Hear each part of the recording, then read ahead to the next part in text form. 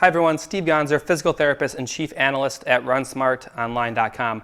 We had a question from one of our viewers who's going through our Run Smart Mechanics program, which is a 4-phase run form program, about how do you transition run form from easy and base pace running up until marathon running, because they think when they're running a little bit slower that it's difficult to maintain good form. And one of the things we preach about is driving from the trunk and running from your midsection through an efficient and effective knee drive.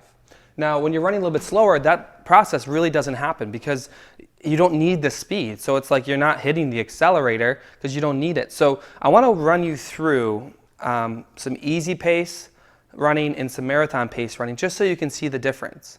And what you're going to find is that when I pick up the speed, that's when my pace starts, or my knees start to drive, my leg starts to fold on the backside. But what we don't want to see is that for the fast and the easier running, that you don't change your foot placement as far as midfoot striking. You should still be landing midfoot, but the difference is you're not going to be driving as much from your trunk, and you're not going to be driving as much from your hips as well. So I'm going to go ahead and beep this right up to some easy running, and what we're going to do is just compare the two. Now, what we generally find is that a lot of people don't change. When they run faster, they just turn their legs over harder, and that's really kind of a big issue with me, because if you're going to run faster, you should kick in the stronger muscle groups. So what I'll do is I'll take this up to about a 730, and we're just going to look at the different paces. So this would be an easy pace run for me.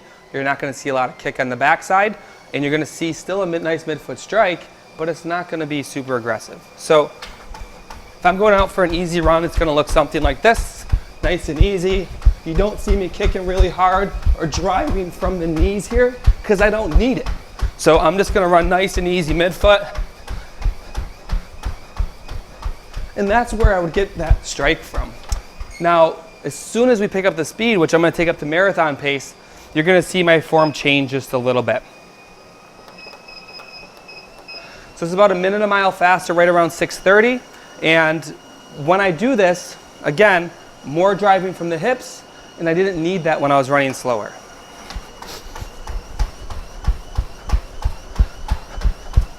What the problem is we see so many people try to pick up their speed, but they don't drive their hips.